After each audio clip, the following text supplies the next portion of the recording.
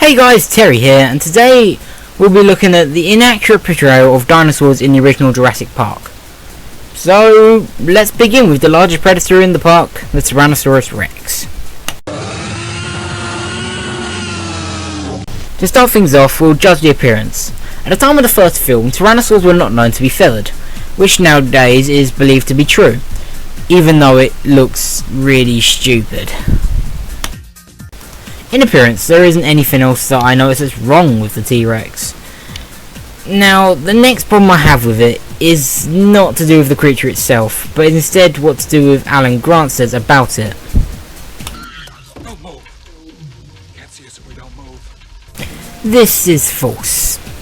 From CAT scan of Tyrannosaur skulls, it is known that the Tyrannosaur eyesight was actually pretty good, having much better eyesight than any other creature in the area. Also, think about it. If its vision was based on movement, it'll be bumping into absolutely everything. So it's just stupid. So next is the so-called Velociraptor. But here's the thing: Velociraptors are about the size of a turkey, but the raptors in the film are about a bit taller than a person. So what are they? Well, during production, the closest Dromaeosaur species that were the ones shown in the film were Deinonychus, but they're still a bit too short, really. However, just before the film was released, a discovery was made. The discovery was of a large Dromaeosaur called a Utahraptor. Now, the Utahraptor was about 10 foot tall, about the same size as the raptors in the film.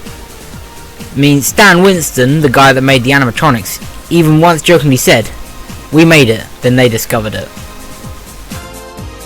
My last two issues with the Jurassic Park raptors is the lack of feathers and the intelligence. Now, I'm sure you've heard the feather thing, so I'm not even going to bother explaining it.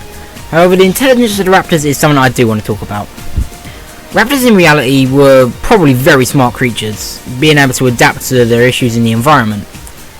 However, the chances are they wouldn't be anywhere near as smart as they are in the film. Because, I mean, in the film they are shown to be as smart as apes. But I don't think a raptor would probably be that smart. The chances are the smartest dinosaur from, like, brain to body ratio was probably the Troodon, which is a close relative to the raptors, so, you know, close.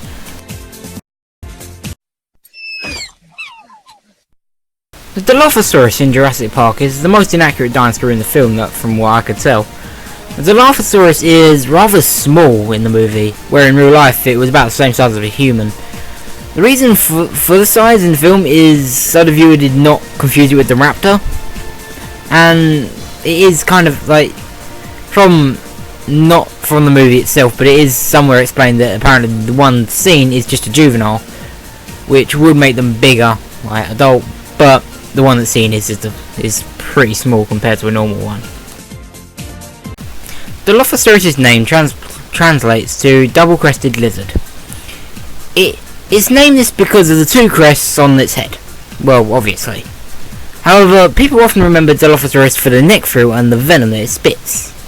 However, a real Dilophosaurus would not have this. There is zero evidence for any kind of dinosaurs having these kind of frills. Like, I mean, obviously some dinosaurs had frills. I mean, look at Triceratops, but none that folded like that.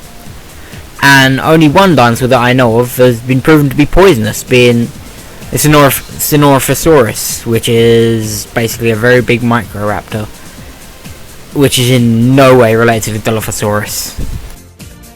The Dilophosaurus came from the early Jurassic era, making it one of the oldest dinosaurs in Jurassic Park.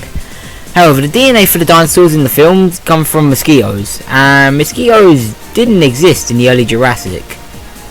This means even if the scientists at Jurassic Park did get hold of Dilophosaurus DNA, it would be a lot more incomplete than other dinosaurs, which means more frog DNA will be placed into the DNA to fill the gaps.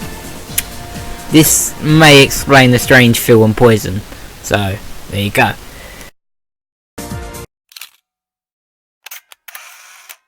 Brachiosaurus cannot swim. Also, none of these Parasaurolophus are ever seen again. These Gallimimus do not have feathers.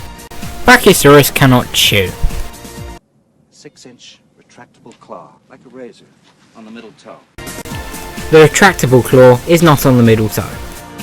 We use the complete DNA of a frog to fill in the holes and complete the code. Why would you use frog DNA? Frogs are not related to dinosaurs. It would have made much more sense if they had used lizard or bird DNA. Whoever the person was that made the incubator prop cannot spell Tyrannosaurus or Stegosaurus, but they somehow can spell Metracanthosaurus. What? Stegosaurus, Rherosaurus, Metracanthosaurus and Baryonyx are all on the island, but are never seen. Why? In reality, Tyrannosaurus cannot float. Nope. So guys, there you go, that was Jurassic Park Inaccuracies. If you enjoyed the video, please leave a like and a comment telling me if I missed anything or if you want me to cover the rest of the Jurassic films. I really don't mind. Anyway, with that said, I hope you've had a fantastic day and I'll see you next time. Goodbye.